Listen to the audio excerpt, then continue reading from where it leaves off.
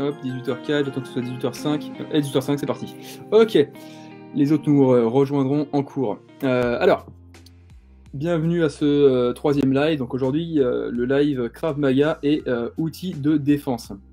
Alors encore une fois, un titre assez putaclic, mais c'est un sujet qui me tenait beaucoup à cœur, un sujet que j'aime beaucoup étudier depuis que j'ai commencé tout ce qui est arts martiaux et self-défense.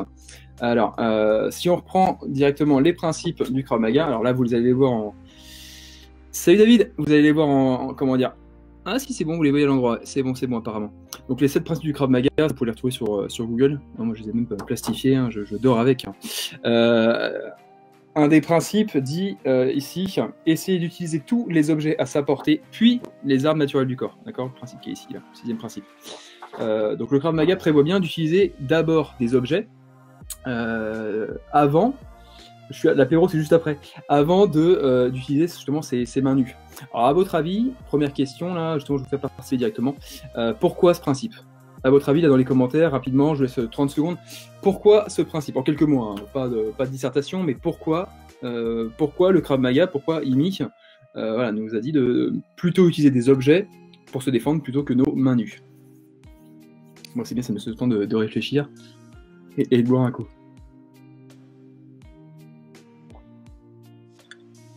Salut Esther. Alors, à votre avis, pourquoi est-ce qu'il vaut mieux utiliser des objets plutôt que ses mains nues?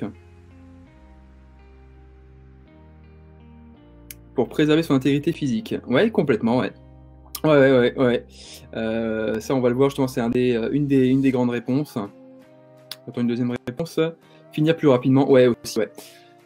Hop, pour pas être blessé, plus efficace, parce qu'on ne blesse pas avec les objets, se protéger physiquement, etc. Ouais, complètement. Le premier avantage, clairement, que donne un objet, c'est simplement de prendre l'avantage sur son opposant. Un agresseur, je refais le modèle après triangulaire et latéral, mais pour une agression, un agresseur va simplement vous agresser que s'il est sûr et persuadé que... salut Yves. Nathalie, salut. Que s'il est persuadé de vous avoir facilement. L'agresseur, s'il pense qu'il n'a aucune chose contre vous, jamais il va y aller. Et donc un agresseur va directement utiliser lui des outils, alors, pas de défense, mais de Ganel, plutôt d'attaque, pour prendre l'ascendant sur sa victime. Imaginez tout bête, hein, un braqueur de banque qui arrive les mains nues, cagoulé ce que vous voulez, hein, genre Monsieur Pink, il arrive dans la banque, il est là, hop, filez-moi le fric. Sauf qu'il n'a pas d'arme, quoi. Il n'a pas d'arme, je pense que la banque, ils vont le regarder, ils vont dire vous êtes gentil monsieur, prenez un ticket, faites la queue comme tout le monde et vous serez servi en temps voulu, quoi. Donc voilà, toujours pareil, prendre l'avantage sur son opposant. Deuxième principe, c'est que ça demande beaucoup moins d'expérience qu'un combat à main nue. Exemple tout bête, vous prenez le premier Kekos qui va vouloir vous ennuyer, vous lui donnez une batte de baseball, allez, en 3 heures, il sait comment vous éclater la tête avec. D'accord, 3, 4, 5, allez, 5 heures pour les plus idiots. Par contre, nous, au Krav Maga, pour se défendre contre un coup de batte de baseball, alors déjà suivant l'angle, etc., je fais pas un cours, mais voilà, ça va pas prendre 4 à 5 heures, ça va prendre plutôt 4 à 5 mois d'intensif, voire 3 à 5 ans de pratique régulière. Donc, utiliser une arme pour, ici, attaquer, c'est beaucoup plus rapide à utiliser, à comprendre que d'apprendre à s'en défendre. Ok.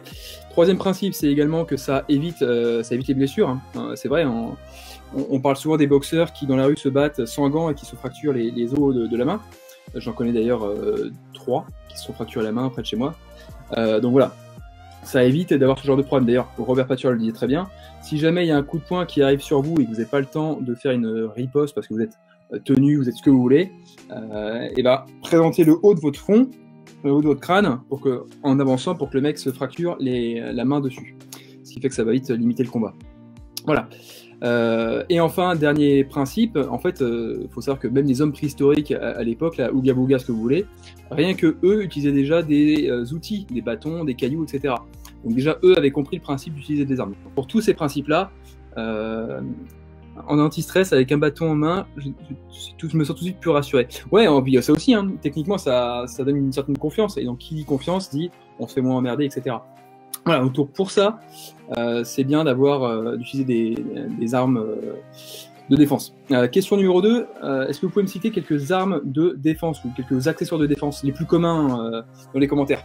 citez-moi, quand je vous dis accessoire de défense, vous pensez à quoi? Qu'est-ce qui revient? En général, on a des grands classiques. Hein. Qu'est-ce qui revient quand je vous dis accessoire de défense? Le live sponsorisé par Kairos Krav Maga. Alexandre, quand tu verras ça. Donc, donnez-moi ce que vous entendez par accessoire de défense. D'ailleurs, si vous en avez chez vous, hein, ça vous fait penser à quoi, accessoire de défense?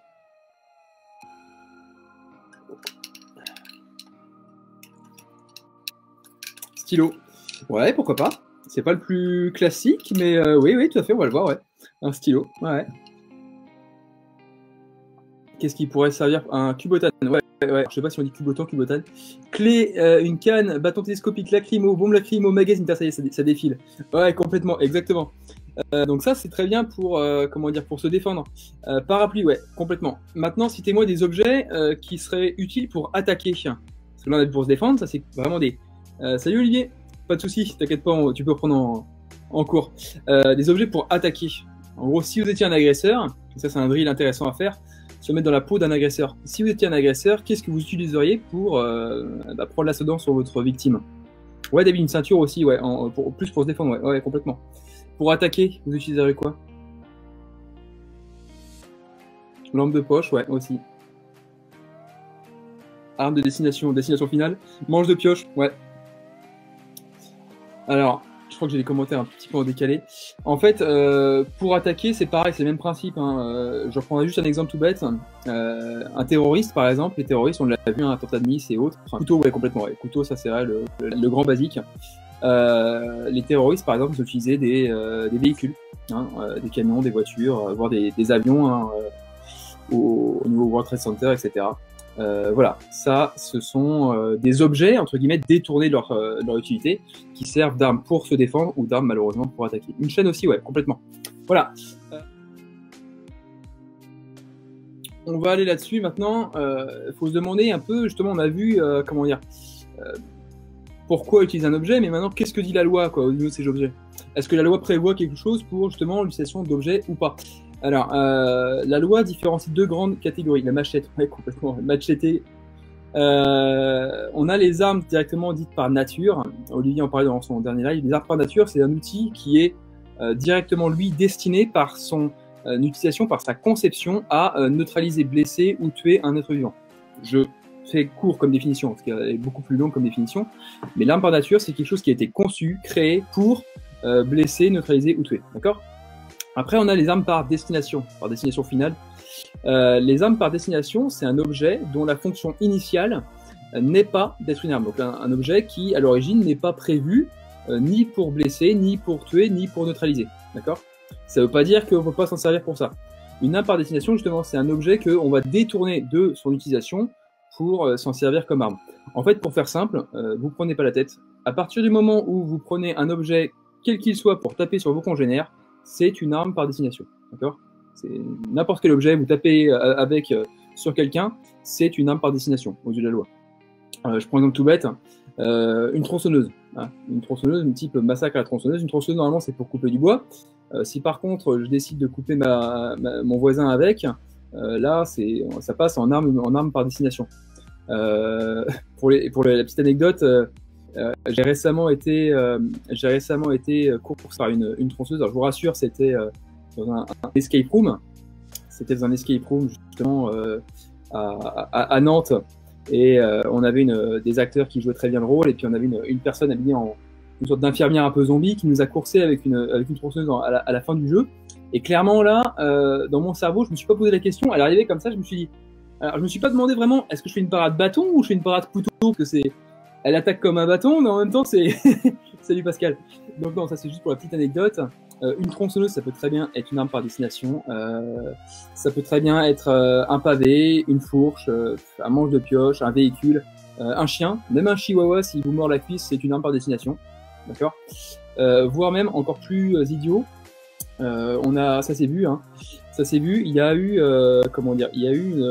un mari qui a tapé sa femme avec une poubelle en plastique. Donc la poubelle en plastique est devenue arme par destination, d'accord ?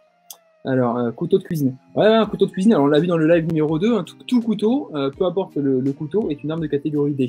Donc déjà, la loi, c'est une arme par essence. Genre couteau à fromage. Ouais, alors c'est toujours pareil, ça en fait. Techniquement, tout couteau est une arme de catégorie D. Après, la loi, c'est toujours après en fonction du contexte hein, qu'il faut bien voir ça. Mais ouais, techniquement, c'est un concombre. Alors, ouais, un concombre, faut y aller pour faire mal quand même. Mais je sais pas, peut-être qu'il y aura une jurisprudence un de ces jours pour qu'il y ait, pour qu'il y ait justement, pour qu'il y ait une jurisprudence là-dessus pour que ce soit une arme par destination. Ouais. Voilà, ok, je pense que c'est clair à ce niveau-là, n'hésitez pas à me poser des questions là-dessus. Si, petit point sur la légitime défense, parce que souvent on me pose la question, ok, mais si moi j'utilise une matraque télescopique contre un mec qui est pas armé, j'ai le droit ou pas? Alors techniquement non, parce que je fais pas un cours là-dessus, mais la légitime défense, c'est il faut avoir une proportion entre parapluie, ouais, ça peut être une arme par destination, ouais, complètement. Il faut avoir une proportion entre l'attaque et la défense. Par contre, si jamais vous, au final, vous attaquez, comment on va dire, avec une arme qui n'est pas proportionnelle, c'est-à-dire que vous frappez avec une matraque télescopique quelqu'un qui est à main nue versus arme, ça passe pas. Par contre, arme versus arme, logiquement, d'après ce que j'avais entendu par un avocat de la défense en droit justement lié aux agressions, il m'avait dit en fait que, je cite, il faut qu'il y ait une proportionnalité entre la gravité des atteintes. Il m'a dit en gros atteinte mortelle versus atteinte mortelle. C'est-à-dire que s'il y a un gars qui est avec un couteau qui veut vous charger, vous rentrez dans votre voiture, vous le chargez vous avec la voiture, genre Fast and Furious, et boum, vous lui rentrez dedans. D'après ce qu'il m'avait dit, il y aurait proportionnalité entre les moyens utilisés, voiture versus couteau, létal versus létal. Bon après, apprendre avec des pincettes, hein, parce que ça c'est vraiment après au jeu de la loi et une question de défense d'avocat. Ouais. Arme martiale est-il une arme? Non. Non, un art martial n'est pas une arme et un ceinture noire, peu importe la discipline, n'est pas une arme. Ça, c'est une légende urbaine, j'en ai parlé au second live. Non, complètement pas. Une arme, c'est un objet, pas une personne. Donc, c'est pas parce que vous êtes ceinture noire, ce que vous voulez, d'âne ou d'arga, ce que vous voulez, vous ne serez pas considéré comme arme blanche. Non, c'est pas vrai. En tant que fille, je peux pas être armé. On va le voir, justement, on va le voir. Proportion d'humidité, ouais, ça c'est pareil. Bâton de contre couteau, légitime défense. Logiquement, d'après ce qu'on avait compris, c'est avec notre avocat que je ne citerai pas, mais il semblerait d'après lui que oui. Ouais. Enfin, arme versus arme. Ce qu'il ne faut pas, c'est sûr, c'est, admettons, vous désarmez quelqu'un avec un couteau ou un bâton, vous le désarmez, ce qui fait que lui n'a plus d'arme, vous en avez une, vous n'avez pas le droit de retaper dessus. Même s'il vous a planté 3 fois, même si vous a pété un bras, vous n'avez pas le droit. On va parler souvent des accessoires proprement dit de défense, donc les fameux gadgets un peu James Bond 007. Je le répète, un accessoire de défense, c'est un outil dont l'utilité première est faite pour se défendre. C'est-à-dire que l'objet a été créé dans le but de se défendre. D'accord, c'est pas un stylo basique, c'est pas un verre, d'accord, c'est vraiment fait pour se défendre. Alors, on en a pas mal. Là, j'ai une petite liste où je vais vous décrire un petit peu les principaux objets, hein, parce qu'il y en a toujours. Hein. Il y en a toujours. Le premier objet auquel on revient assez souvent, c'est la matraque télescopique. Alors, ce qui est super avec la matraque télescopique, c'est que, j'en ai une là de toute façon, c'est pas une très bonne qualité, hein, c'est du Wish, mais bon. Voilà, matraque télescopique ici. Je peux la déployer, d'accord? Ok. Et ça, après, on peut venir taper sur l'agresseur. Et ça se rétracte, d'accord? Donc, il y a des matraques qui se rétractent beaucoup plus. Donc, la matraque télescopique, c'est super bien parce que ça se manie comme un bâton. Et ça a l'encombrement du bâton en moins. Celle-là moyennement, mais quand même. Par contre, ce qui est un peu plus compliqué avec la matraque télescopique, c'est que il faut un peu de place pour la déployer. D'accord. Donc, si vous êtes dans un ascenseur, par exemple, ou un bar où on est vraiment collé aux personnes, ça va être un peu compliqué de déployer une matraque télescopique. D'accord. Tout ce qui est lacrymo, spray lacrymo. Alors, les sprays lacrymo, c'est très très bien, c'est simple à utiliser, ça marche très bien contre un ou plusieurs agresseurs. Ce qu'il faut faire gaffe, vraiment faire gaffe, c'est que, comment dire, le spray lacrymo, c'est le retour de gaz. Il y a deux grandes catégories de spray lacrymo. On a les sprays OC, d'accord. OC, c'est le gel poivre, spray au poivre, et le CS, qui est plutôt un composé chimique. Clairement, je préfère le OC. Le OC, le poivre, non seulement il agit en moyenne en 3 secondes, contrairement au CS qui agit en moyenne en 6-7 secondes, et le CS n'est ni efficace contre les gens drogués et fortement alcoolisés, ni contre les animaux, contrairement au gaz poivre qui est efficace contre à peu près tout type d'animaux au sens Général, au point s'il vous plaît, ça marche contre les chiens et au gel. Ouais. Alors justement, alors je vois les commentaires. Aux yeux des policiers, un extrait de défense est une arme de catégorie D. Ouais. Oui, justement, on va y venir justement. Ouais, ouais. Interdit de porter une matraque, je crois. On va y venir justement aussi, ouais. En gel, pas en poudre. Ouais. On a des, pour tout ce qui est des sprays lacrymo, vous avez soit des sprays, d'accord, des sprays, soit des gels. Vous savez, les gels, c'est un peu comme les serpentins quand on est gamin. On vient asperger, ça fait sur le petit serpentin, en fête, en carnaval, etc. Donc vous avez soit les sprays qui sont assez ouverts. Le problème du spray, c'est que vous pouvez reprendre un retour de spray dans la tronche s'il y a le vent de face. Ou alors, moi je connais un type un jour qui a utilisé dans un bar un spray lacrymo et clairement il a enfumé tout le bar, quoi. Donc le spray, les lieux clos, confinés, en voiture, c'est même pas la peine d'y penser. Boîte de nuit, bar, etc., je déconseille. Vaut mieux utiliser du gel. Le gel, par contre, c'est vraiment directionnel, c'est-à-dire que si vous tirez à côté, vous tirez à côté, quoi. Voilà. Pour vous montrer une petite lacrymo, moi j'ai un petit truc très sympa qui s'appelle un Palm Defender de la marque ASP, d'accord, la marque ASP. Ok. C'est un petit porte-clés tout bête. On a une goupille de sécurité ici, voilà, qu'on vient dégoupiller, et on vient appuyer après sur le bord ici. On peut éviter de le faire évidemment. Et on a 3 jets de lacrymo, qui sont à 3 jets de 1 demi-seconde, spray poivre, spray OC, d'accord. Et ici on a des recharges. La rouge ici c'est du spray poivre, et la bleue ici c'est du spray inerte. C'est juste pour pouvoir s'entraîner, pour pouvoir driller, ok. Alors, bâton efficace mais demande plus de pratique. Ouais. Des techniques pas mal après policières, des techniques de Kali qui sont intéressantes à voir. Matraque électrique, donc tout ce qui est choker, paralyseur, à pas confondre avec, comment dire, tout ce qui est taser. Je parle des matraques, vous savez, ça ressemble à une sorte de petit support ici qu'on vient et puis on vient choquer la personne avec un contact électrique là, directement. Voilà, c'est pas du taser, hein. Ça marche très très bien. Pour ceux qui ont vu le film Snatch, c'est ce qu'utilise Tête de Brick pour paralyser les personnes avant de les donner à bouffer aux cochons. Donc ça c'est très très bien, c'est très radical. Le hic par contre, c'est qu'il faut le charger, il faut vérifier sa charge. Et d'après ce que j'en ai compris, j'ai jamais utilisé, jamais pu tester ce genre de choses. Mais d'après ce que j'ai compris, si on a une bonne couche de vêtements, ça passe pas. Ça passe pas, ça paraît logique, mais en gros en hiver le mec a triple doudoune, il va falloir viser une zone dénudée pour pouvoir que ça marche bien. Ok. Également après tout ce qui est gomme, cogne et flashball. Alors gomme, cogne, flashball, alors clairement ça c'est pas à avoir dans la rue, c'est bon, vous n'allez pas vous trimballer avec ça. Par contre défense du domicile c'est pas mal. Point positif c'est très dissuasif, c'est à l'équivalent d'un coup de poing, d'un double coup de poing de Mike Tyson, donc ça marche très bien. Ce qui est un peu moins bien c'est son prix et le fait qu'au bout de à peu près 10 mètres on perd en précision avec ce genre d'objet là. Voilà. Après, on passe tout ce qui est après les couteaux de défense. Alors, couteaux de défense, ce sont des petits couteaux à lame très courte. Alors, j'en ai pas ici, mais admettons, c'est un couteau avec une lame grande comme ça, type un peu griffe, Fred Perrin. Ce sont des couteaux qui sont logiquement non mortels, non létals, parce qu'ils permettent pas, enfin, à part si vous tranchez une carotide, etc., mais ce sont des couteaux qui sont censés être moins létaux qu'un couteau plus grand, du moins évité. C'est super efficace, ça marche très bien, c'est très impressionnant pour se défendre. Par contre, le très gros point négatif, c'est que la loi, un couteau, c'est une arme de catégorie D, il n'y a pas à réfléchir, et voilà, ça a une bien mauvaise image, bien plus une mauvaise image que, admettons, une petite bombe lacrymogène type Rose Girlie, quoi. Voilà. Vous avez après, alors ça c'est pour soi STR, des points américains. Des points américains, il y en a pas mal, hein. J'ai même vu des points américains électriques, donc qui combinent le choker avec le point électrique. Le point américain, ce qui est bien, c'est que c'est simple à utiliser. On se met au niveau, vous voyez, hein, au niveau de la main et ça permet de continuer ses frappes. Donc pour des mecs qui aiment bien les percussions, ça marche bien.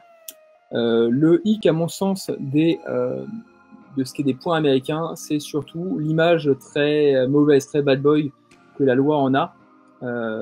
Et donc clairement se faire contrôler avec un point américain sur soi, je suis pas sûr que ce soit une très très bonne idée.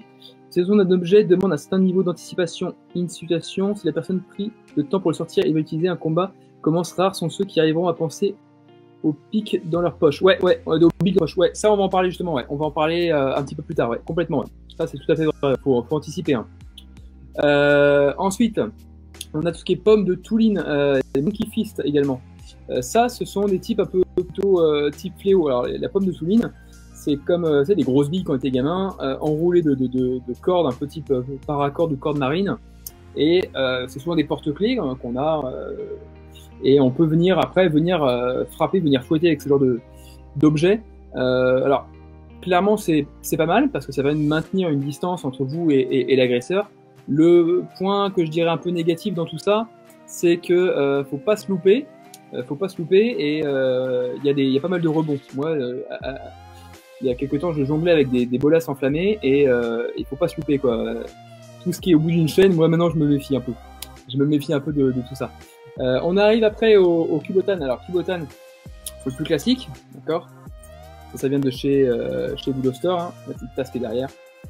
Arnaud, si tu vois cette vidéo, voilà, petit Kubotan, d'accord. Ça sert à se mettre dans la main, à pouvoir frapper en impact tool, faire des points de pression, renforcer la main, etc. Il y en a des comme ça, d'accord, le plus classique. Il y en a qui sont un peu plus guerriers, d'accord. Ici, plus profilé avec une vraie pointe, d'accord. Ok. Et dans le même genre, on a tout ce qui est après les stylos tactiques. D'accord, ce sont des stylos durcis, d'accord, stylos en métal, qui ont le même principe, hein, d'accord. Tout ça écrit, mais par contre le principe reste le même, d'accord. Ce sont des stylos durcis, ça c'est quasiment incassable, ok. Voilà. Voilà. Ça c'est pour la partie vraiment, comment dire, outils proprement dit de défense. Alors. Petite question, à voir si vous avez suivi le live précédent. Aux yeux de la loi, c'est ce que je disais tout à l'heure, là, ce sont tous ces objets, tous, sont des armes de catégorie D. Alors, armes de catégorie D, on va jouer à question pour question, enfin, qui veut gagner des millions. Armes de catégorie D, petit A, vous avez le droit de les acheter, les transporter et les avoir sur vous. Petit B, vous avez le droit de les acheter, par contre, vous n'avez pas le droit de les avoir sur vous ni de les transporter. Petit C, vous avez ni droit de les acheter, ni de les transporter, ni droit de les porter. Et enfin, petit D, la réponse D. Je vous laisse réfléchir. Dites-moi en commentaire A, B, C ou D, la réponse D.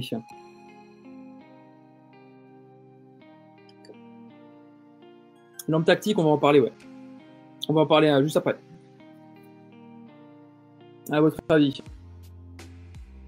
Mais là, il y a un contrôle sur les. J'attends un petit peu.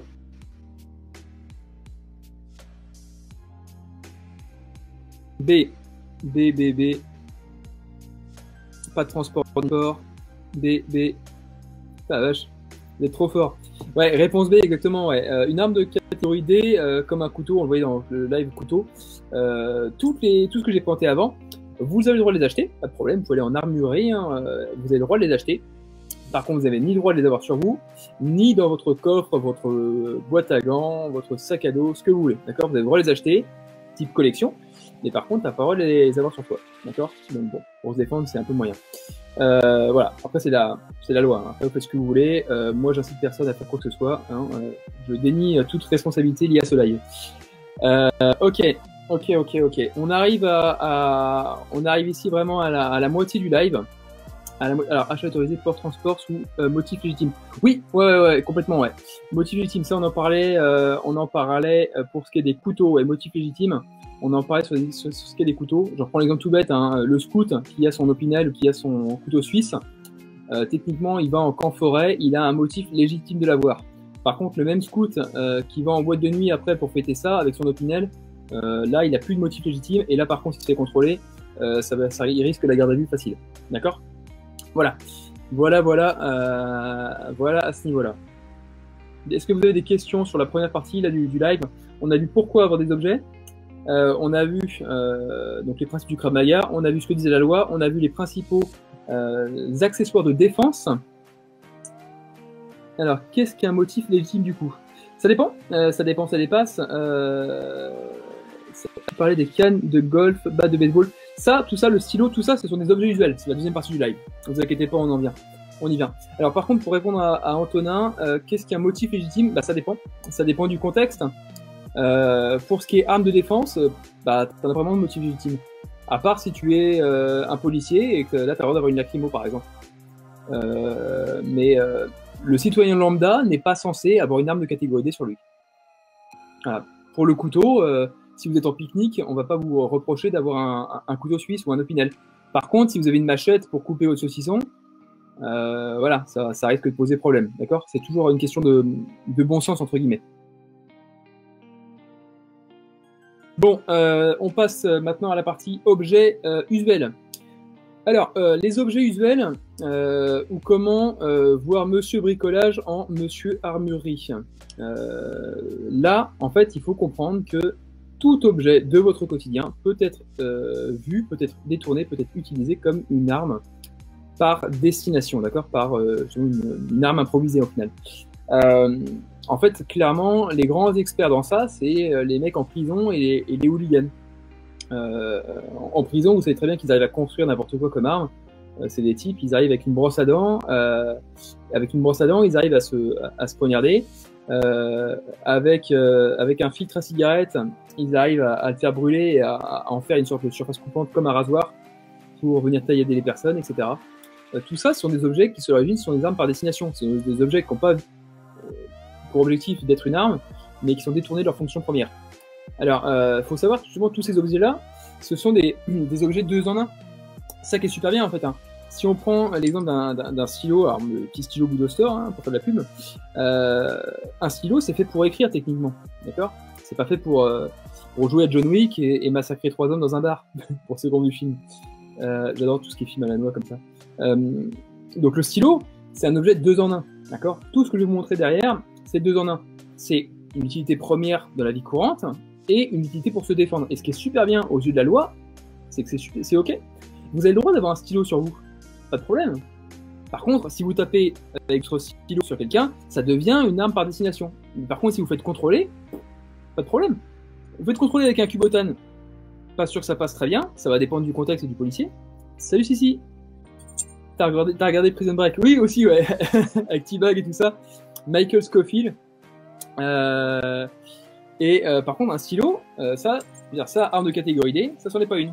Par contre, si vous frappez avec ça, ça devient une arme par destination. Vous comprenez? Faut se travailler plein d'objets sur soi ou se conditionner à repérer l'objet dans son environnement pour interrogation. Ouais, on va le voir justement, on va le voir. Ça fait partie des parties suivantes du live. Comment justement repérer n'importe quoi pour vous défendre. Il y a même un petit exercice que je vais vous faire faire avec. Vous allez voir, vous allez tout comprendre et après vous serez super autonome.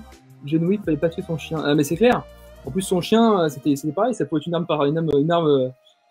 de catégorie, enfin une arme par destination. Donc clairement, ouais. Un exemple que j'adore, moi, j'adore tout ce qui est film comme ça. Accessoires 2 en 1.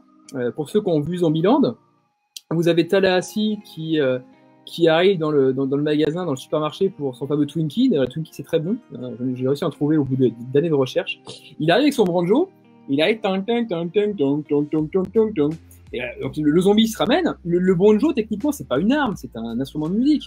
Il prend le banjo, il le retourne et blah, il éclate la gueule du zombie. Il éclate la gueule du zombie avec. Ensuite, il prend une batte de baseball, il défonce le second, et après, il finit le troisième avec un taille-haie. Ces 3 objets, banjo, batte de baseball, taille-haie, sont pas des armes. Par contre, ce sont des objets détournés qui servent d'armes, donc des armes par destination. Alors, aux États-Unis, les stylos identifiés comme tactiques sont retirés des gens en contrôle d'accès à l'aéroport. En France, ils sont moins sensibilisés, donc ça passe sur le discret. Avec un stylo, il faut éviter les marques tactiques ou les apparences tactical. L'important de s'entraîner à utiliser. Oui, complètement, ouais, complètement. Clairement, celui-là. Après, c'est pas marqué tactical. Aux États-Unis, ils aiment bien marquer tactical, mettre des trucs militaires, etc. Ça, je déconseille. On le verra un peu après justement dans comment choisir ces objets. Mais clairement, ouais. Moi, je me suis fait contrôler une fois à l'aéroport. C'était il y a quelques temps avec une bombe lacrymo. Alors, je vous rassure, une bombe lacrymo vraiment ridicule petite. Type rouge à lèvres, vraiment ridicule. Je l'avais oublié dans ma veste en cuir il y a longtemps. Je l'avais complètement oublié. Et donc j'arrive au contrôle de sécurité, je commence à vider mes poches, je me rends compte, je me dis merde, c'est quoi ce truc-là? Ah merde. Donc j'ai mon mec de sécurité, je dis monsieur, j'ai une question. Ça. Il commence à s'exciter un peu, il appelle la police de l'aéroport, donc je me fais contrôler, monsieur, pourquoi vous avez ça? Donc j'explique au final que ça fait des années qu'il est dans ma poche, la preuve, la date d'opération est quasiment arrivée à son terme, que je l'ai oublié, que je voyage beaucoup, que d'habitude c'est dans surfoot et que là, je l'ai complètement zappé, quoi. Je l'ai complètement zappé. ils n'ont pas été problématiques, parce que c'est, comme on dit, c'est vraiment la plus petite possible, donc ça passe. Ils ont vu que j'ai pas d'antécédent, qu'il n'y a pas de problème, j'aurais expliqué correctement.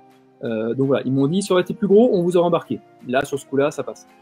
Aujourd'hui, je suis pas sûr que ça passe encore, mais voilà, je vous raconte mon expérience, quoi. Alors, David, si tu blesses quelqu'un avec un stylo tactique de marque tactique cranté, c'est une arme par destination. Et comme tu l'auras prévu comme arme, t'es dans la merde. Pourquoi? Alors, pour toi, quelle est la meilleure arme de défense? Alors, on va en parler justement de ça. Conceal carry, un état d'esprit, ouais, ça prend complètement. Ouais. Il vaut mieux un stylo normal, solide, plutôt qu'un tactique. Ouais, on va le voir justement après, comment choisir ces objets, ouais. Donc voilà, ça c'est pour une petite expérience. Donc le stylo, ce qui est bien, c'est que c'est très courant. Un stylo, on peut en avoir partout. C'est bien aussi pour prise de notes. Olivier en parlait, Olivier Alix dans son live. On pouvait noter une plaque d'immatriculation, noter n'importe quoi comme renseignement, etc. Noter même la pose d'un garrot si jamais vous en posez, donc c'est un peu extrême, mais quand même. Par contre, ça peut être assez court et fragile. Ce stylo-là, c'est pas un très solide. Par contre, il y a des stylos qui, dans le commerce, sont très très solides. Hein. Ça existe aussi. Tout ce qui est clé, porte-clé. Porte-clé, utiliser un porte-clé pour se défendre, c'est pas mal. C'est pas mal. On le voit en Krav Maga, dans le bouquin Ceinture Jaune, on balance les clés au visage de l'agresseur pour lui asséner un bon coup au parti et enchaîner. Après, moi, le problème que je trouve aux clés, c'est que si vous les perdez, ou si vous utilisez ça pour jeter au visage de l'agresseur et que vous partez en sens inverse, c'est quand même dommage de perdre ces clés, quoi. Bon. Tout ce qui est carte et badge, clairement, vous pouvez aussi utiliser, admettons, une carte de métro ou n'importe quoi, pour venir, instrument de fortune pour venir attaquer. Vous la saisissez comme ça, et vous pouvez après venir slasher pour venir griffer au niveau du visage l'opposant. Bon, faut une carte solide, c'est pas ce qu'il y a de mieux, c'est assez surprenant, c'est surtout que c'est quotidien. Par contre, clairement, la prise en main, elle est quand même très très dure à avoir, quoi. Voilà. Utilise son téléphone portable. On est une génération où tout le monde a son téléphone portable sur lui et surtout dans sa main. Ça pose d'autres problèmes en cas de vigilance. Hein. Regardez les codes de vigilance de Cooper. Mais clairement, un téléphone, bon, vous avez votre téléphone en main, le mec essaie de vous prendre le téléphone, faites une sortie au niveau du pouce et vous pouvez venir frapper à ce matin avec le téléphone. Ça marche. Bon, c'est pas ce qu'il y a de mieux, mais bon, voilà, clairement, ça permet de pallier quelques situations, mais bon, après le problème c'est que ça coûte cher, quoi. Enfin, ça coûte cher, le mien non, mais si ça se casse, c'est quand même pas le top. J'ai un stylo Montblanc, ça va, il est solide en plus. Oui, les stylos Montblanc en général, ils sont costauds. David, historiquement, beaucoup de situations envahies par d'autres puissances se sont vues interdites de port d'armes et développer des techniques d'objets usuels. Complètement, ouais. Ouais, complètement, ouais. Bah, techniquement, le carambit, hein, la fameuse lame recourbée, c'est pareil, hein. Il y a beaucoup d'outils, comme tout ce qui est à peu près après aussi de culture, qui ont été détournés pour pouvoir l'utiliser. Hein. Tout comme la capoeira qui était pour les esclaves, enfin développée par les esclaves, et donc ils sont servis justement après pour se défendre en faisant seulement c'était une danse, et donc pour pouvoir développer leur système. Complètement, ouais, c'est vrai. Faisons-nous pas la même chose avec le gouvernement qui nous interdit d'être armés. Le problème c'est des armes, c'est que quand les armes sont illégales, seuls les gens hors la loi en ont, quoi, en fait. C'est le problème, quoi. C'est que voilà, on arrive dans ce genre de problème, quoi. Après, je continue un peu plus rapidement. Tout ce qui est briquet, mettre un briquet dans sa main, c'est pas mal. Ça mobilise une main, mais ça permet de frapper un peu plus fort. Bon, à voir. Tout ce qui est bijoux, si vous avez une grosse chaîne de rappeur, vous savez, avec le gros dollar, il faut trop bien la retirer et venir après, comme une ceinture, venir maintenir à distance. Le problème, c'est que ça coûte après cher aussi en cas de problème, quoi.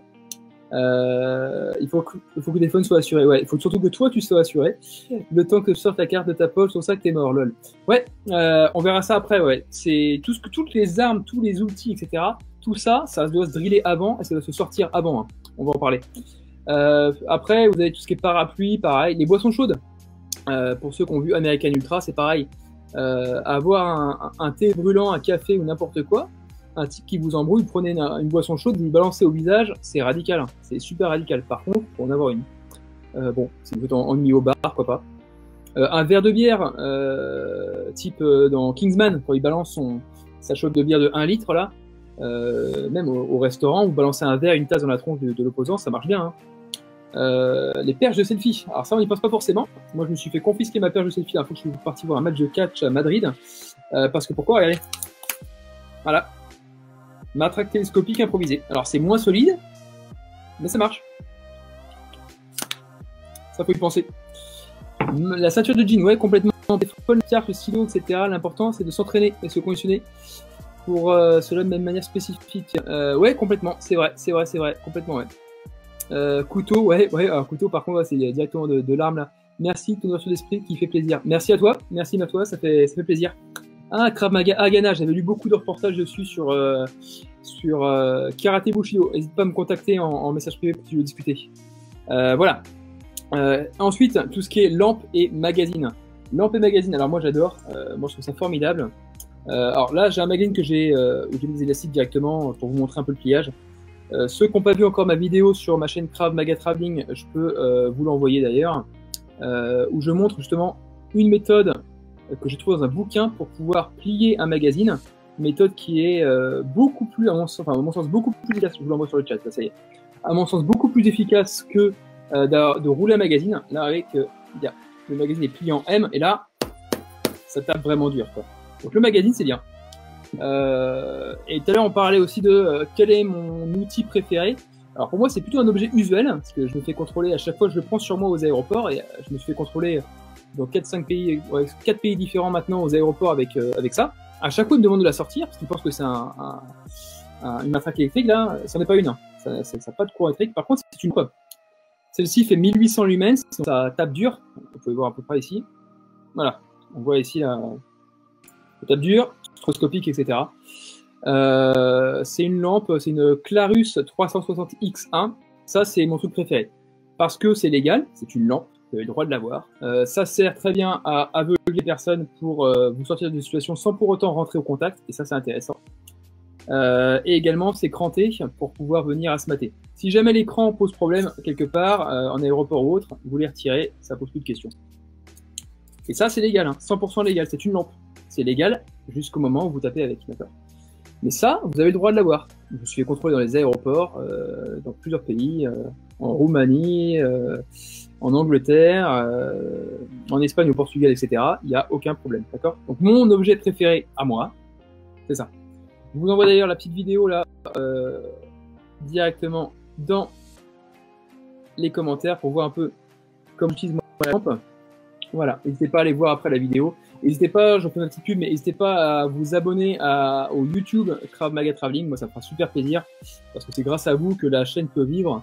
Et voilà, plus on est nombreux, plus je peux faire de contenu intéressant. Anecdote qui m'amuse plutôt pas mal. Antonin, tu vas y penser. Quand je voyage dans des zones que je connais pas trop, moi j'aime bien avoir 2 portefeuilles. C'est un truc très classique. 2 portefeuilles, donc mon vrai portefeuille et un vrai portefeuille mais bidon, c'est-à-dire qu'il n'y a rien dedans. Et je l'appelle le portefeuille DTC, le double portefeuille DTC. Pourquoi? Parce que je m'amuse à mettre un petit mot dans la langue du pays, donc dans ton chat. Et si quelqu'un veut mon portefeuille, ça m'est jamais arrivé, mais je connais quelqu'un qui c'est arrivé. Voilà, si quelqu'un bom dia, pas bom dia, boa tarde, tudo bem, Pedro? Mon professeur de Krav Maga au Portugal. Obrigado por venir. Muito obrigado.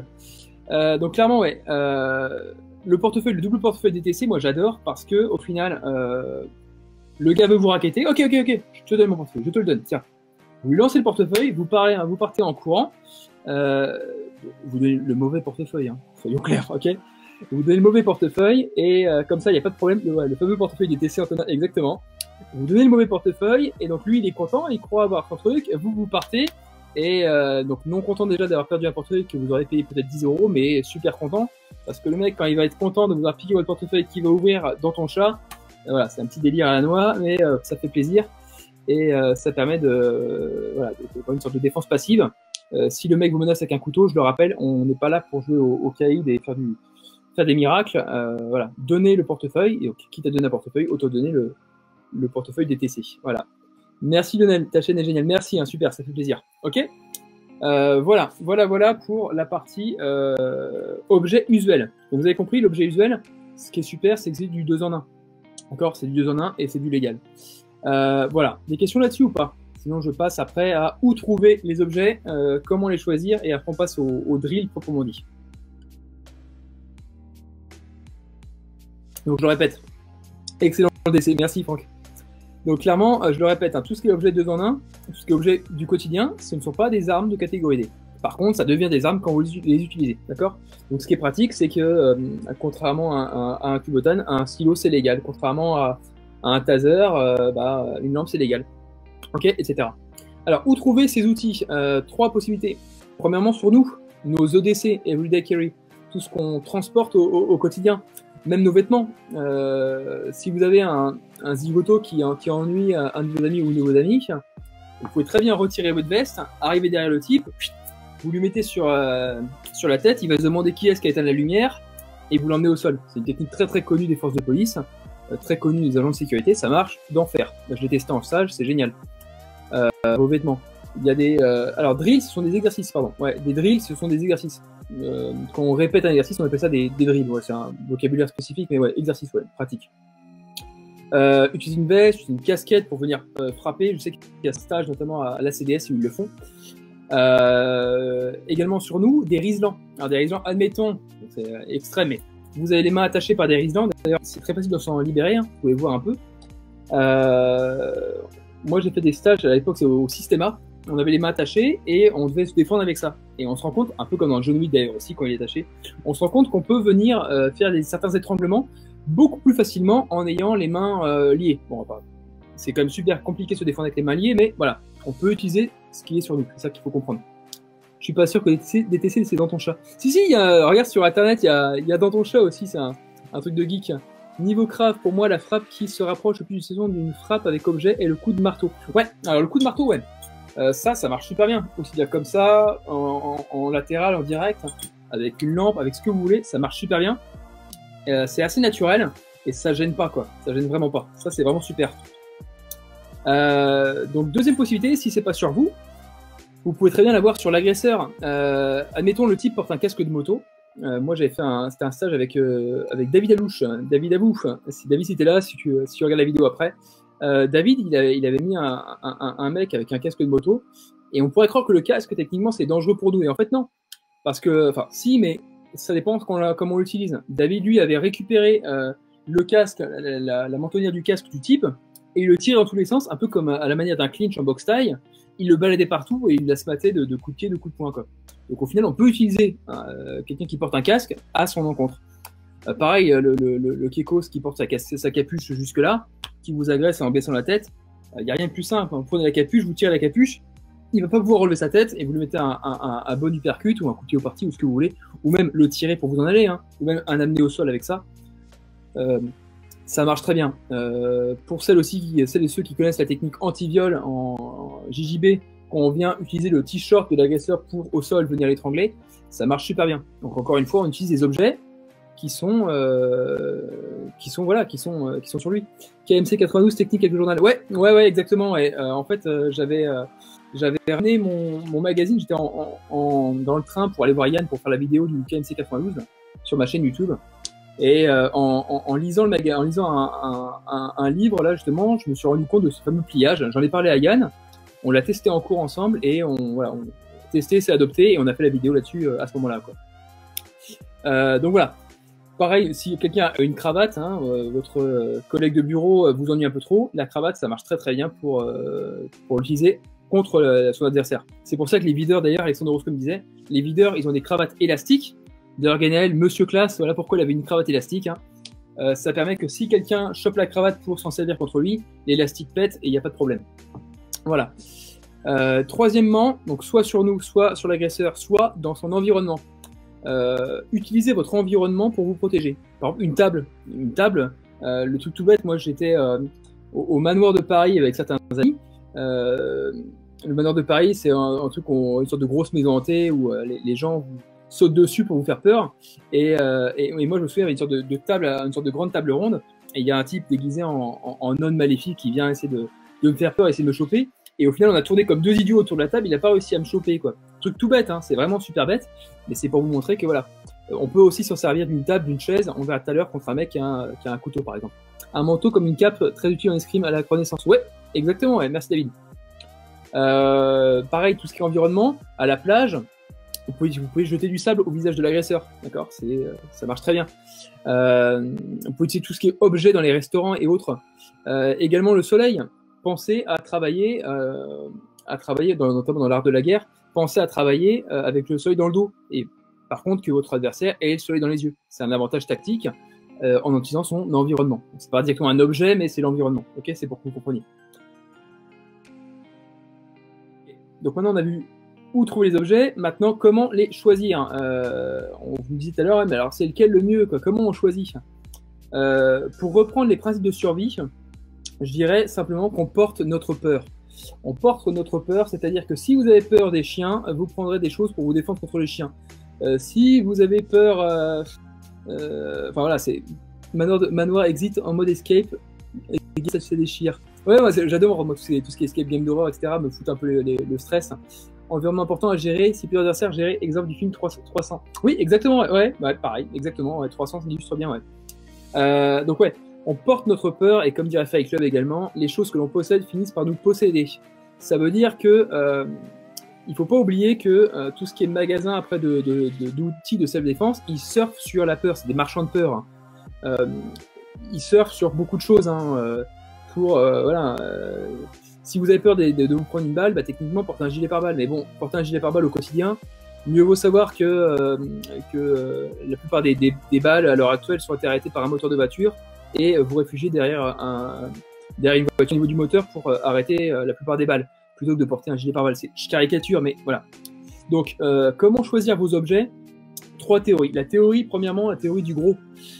Peu, mais gros. C'est-à-dire, en gros, peu d'objets, mais quelque chose de massif, qui fonctionne bien, du lourd, quoi. Deuxième théorie, la théorie du low-tech. Parce qu'en cas de stress, c'est pas le moment de se demander comment fonctionne votre appareil. Plus c'est simple, plus ça marche, d'accord? Et moins ça merde.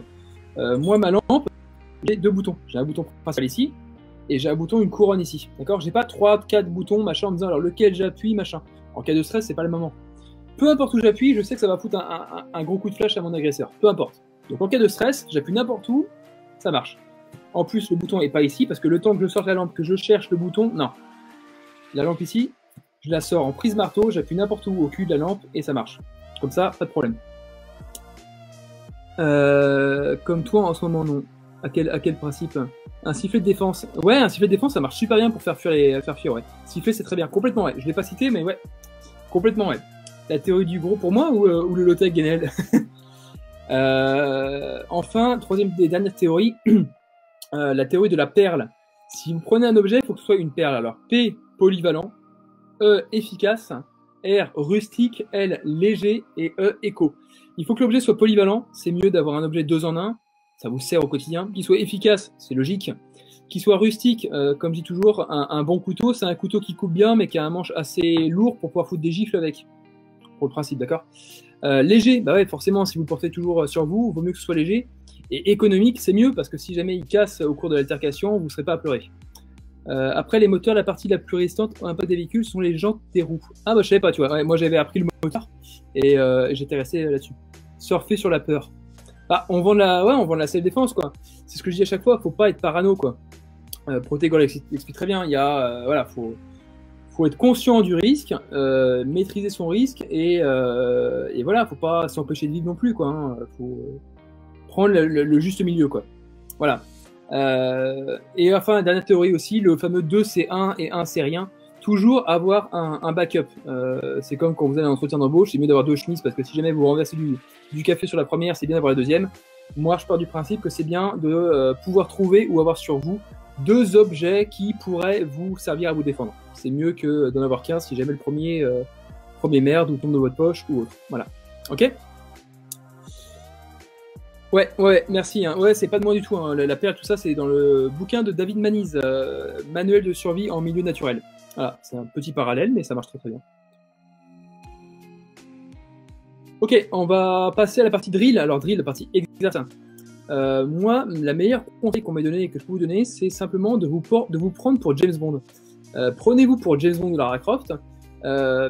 C'est-à-dire que quand vous êtes dans la rue, demandez-vous où est-ce que je m'assois, où est-ce que c'est le moins risqué de m'asseoir, où est-ce que j'ai un meilleur champ de vision à 360.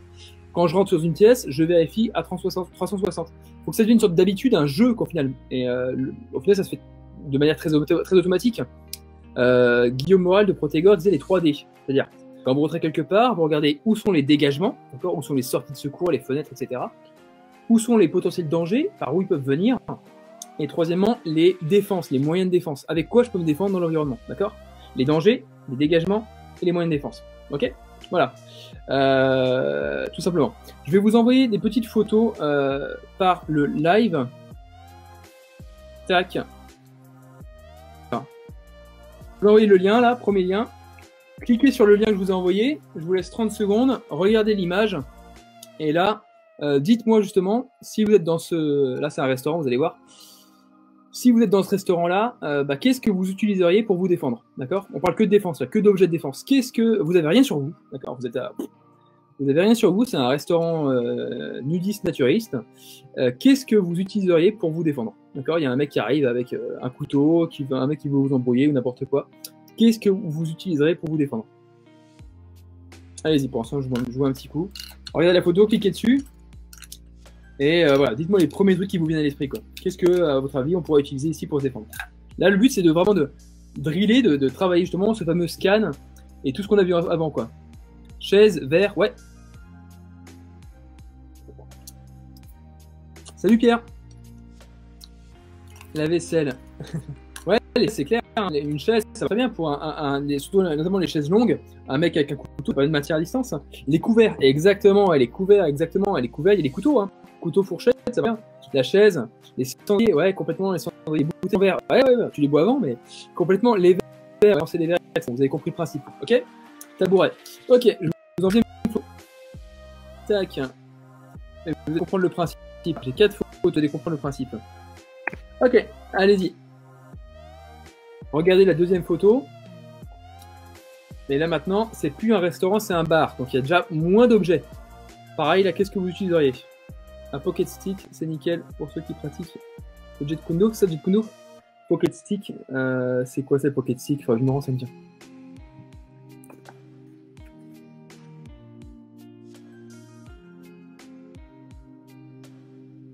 D'accord, ok, pocket stick. Ok, d'accord.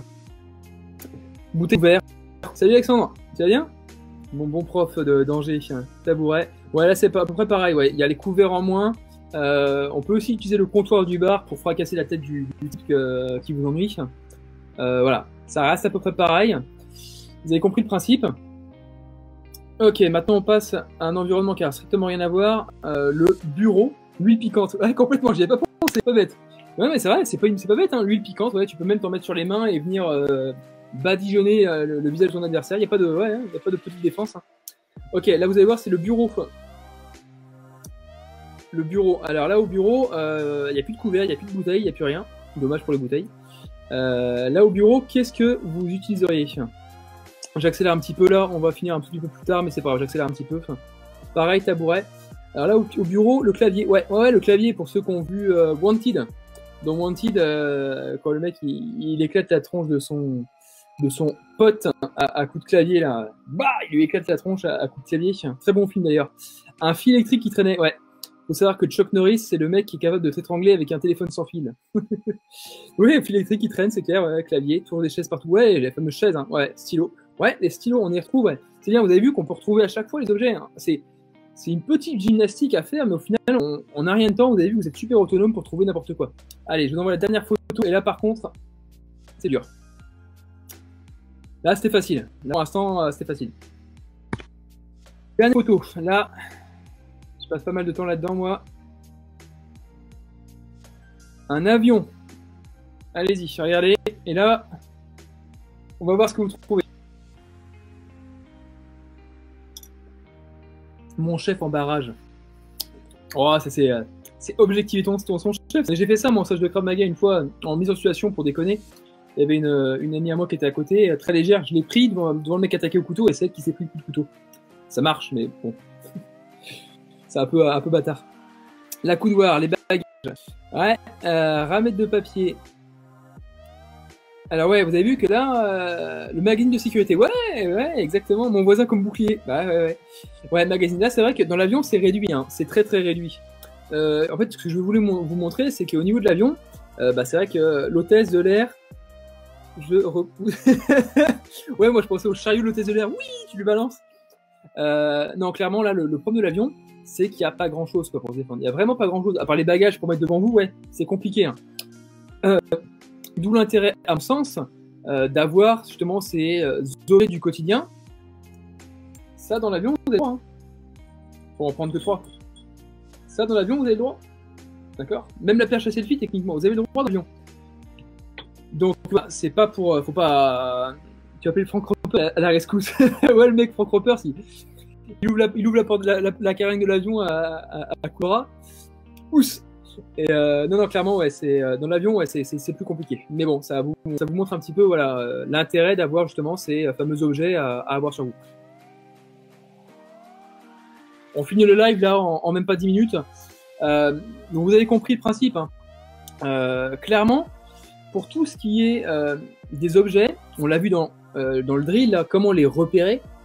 J'en parle dans mes vidéos, mais tous les objets, peu importe l'objet, c'est pas au moment où vous faites agresser qu'il faut se demander comment j'utilise et comment je le sors.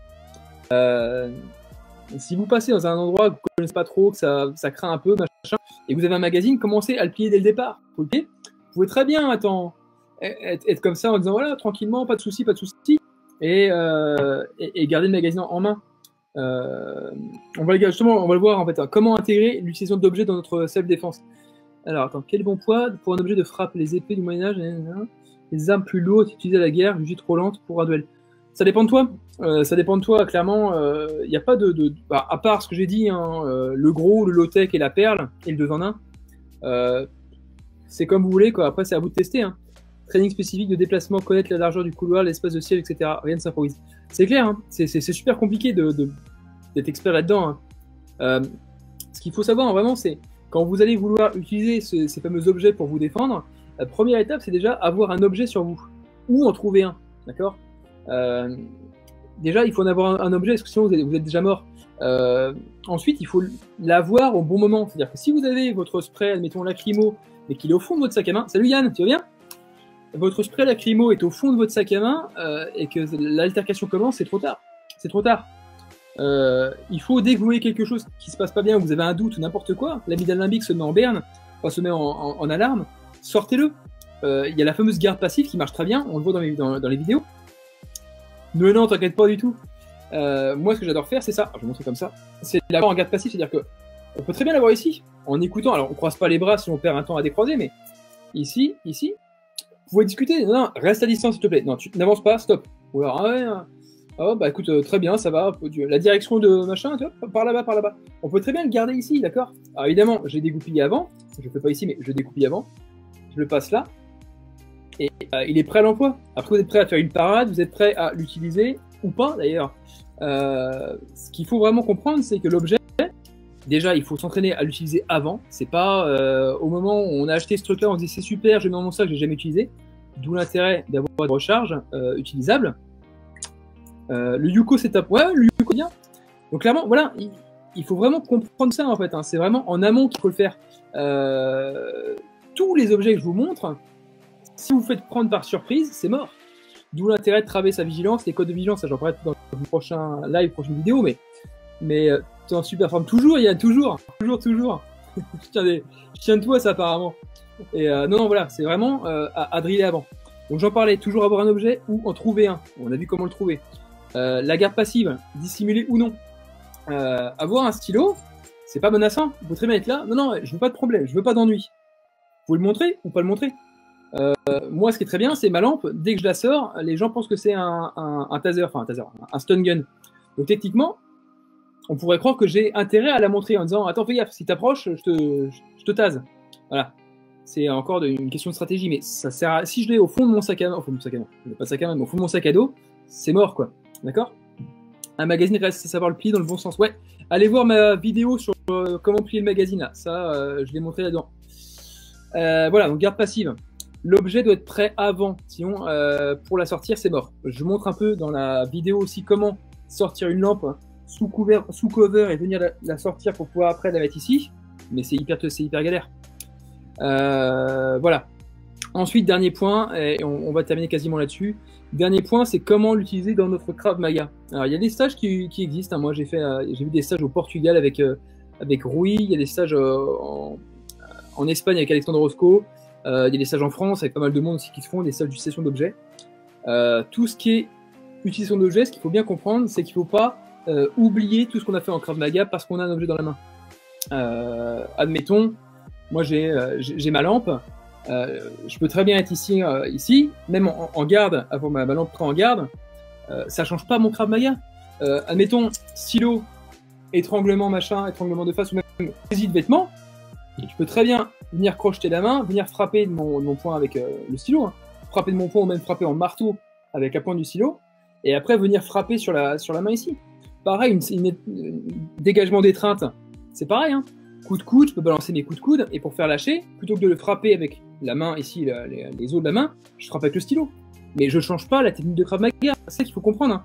Je ne change pas le Krav Maga, je garde le Krav Maga comme il est. Le Krav Maga est très bien comme il est.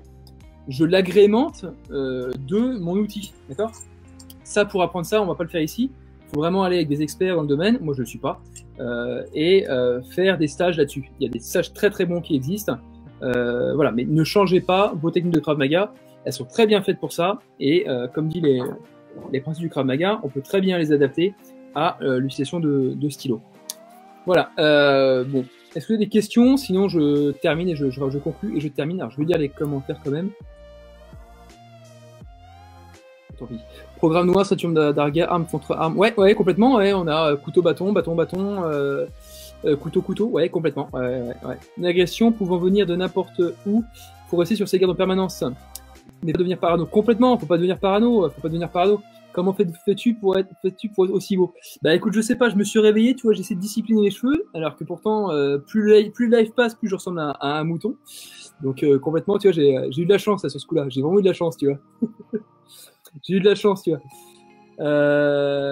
Allez voir, ouais, alors je vais le noter ici, code couleur de Cooper.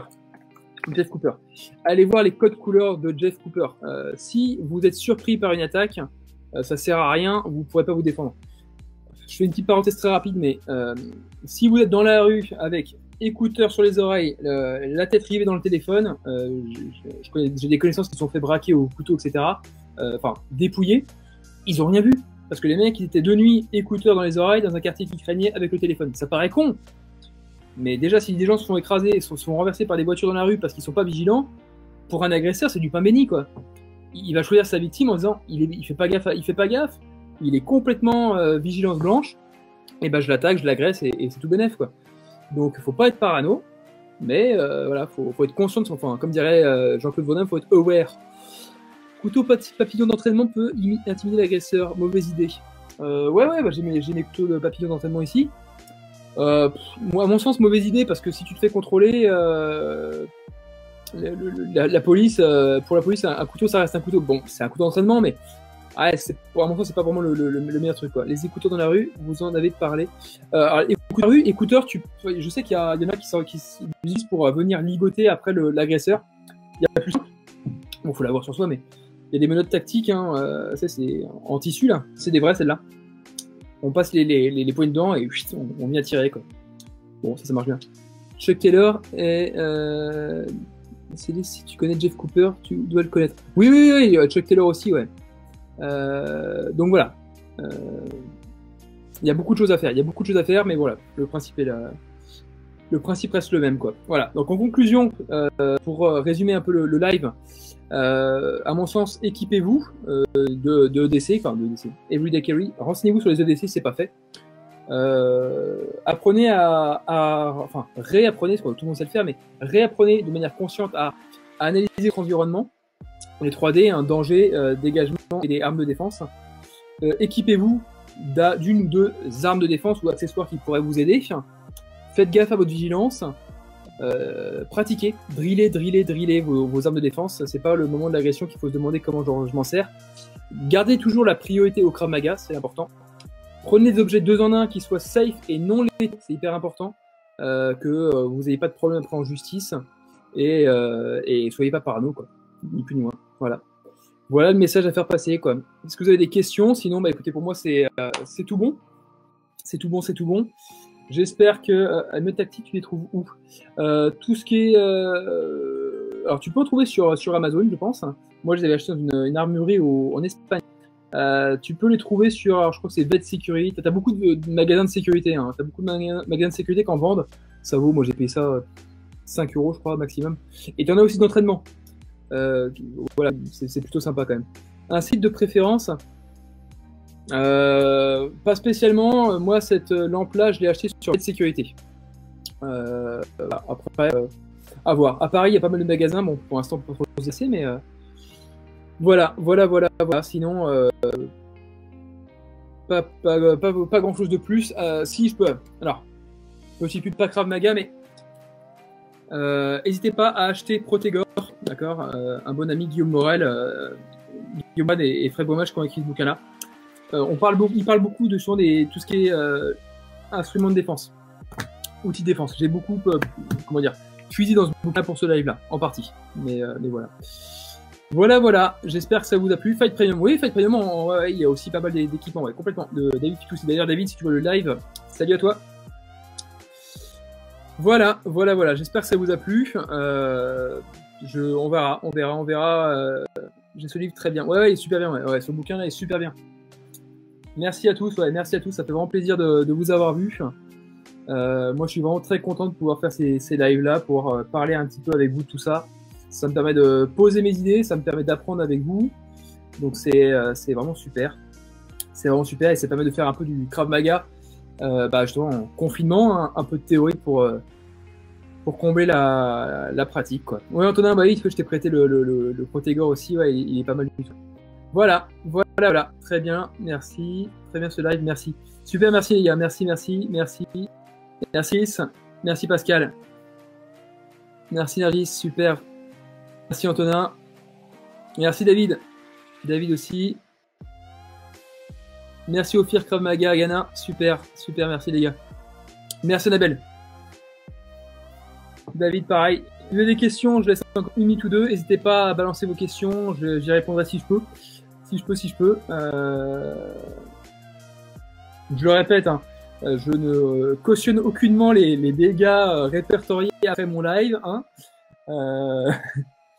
Non, clairement, je déconseille quand même tout ce qui est armes, quoi, tout ce qui est couteau, etc. pour vous défendre. Je le répète quand même, mais bon, voilà. Faites attention de ne pas passer en agresseur, quoi. Ça, c'est vraiment important. Voilà, faut être. Et si contrôle il y a, si vous avez une arme de catégorie D, un Kubotan ou autre, voilà. Soyez honnête avec la police. Jouez pas, voilà, au héros ni rien. Voilà, soyez honnête. Prenez soin de vous. Faites gaffe quand même à vous en ces temps de coronavirus, etc. Voilà, sinon, pas de questions.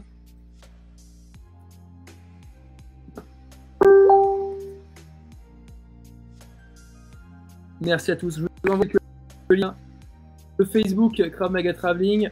Tac. Je vous envoie la chaîne YouTube. Et pour finir, hop, l'Instagram Krav Maga Traveling, les 3 principaux réseaux. Facebook, YouTube et Instagram. N'hésitez pas à liker les publications, à vous mettre en lien avec moi. Comme ça, après, moi, ça me permet de prendre un peu plus de réseau, d'organiser des choses intéressantes. Il faut savoir qu'après le confinement, moi, j'aurai justement l'opportunité de rebouger, sûrement dans d'autres pays, peut-être l'Italie, hein, avec Giacomo qui m'a invité et que j'ai pas pu y aller malheureusement. Et dans pas mal de clubs. Donc voilà, j'attends avec impatience. Merci Yves, super, ça fait plaisir. D'ailleurs, moins d'agression pendant le confinement. Ouais, d'après les médias. Enfin, d'après les médias, faut se méfier, mais ouais. Merci Olivier. Bon, écoutez, s'il n'y a pas de questions, je vous dis à la prochaine. Prenez soin de vous. C'était top pour Krav Maga Traveling. Ciao.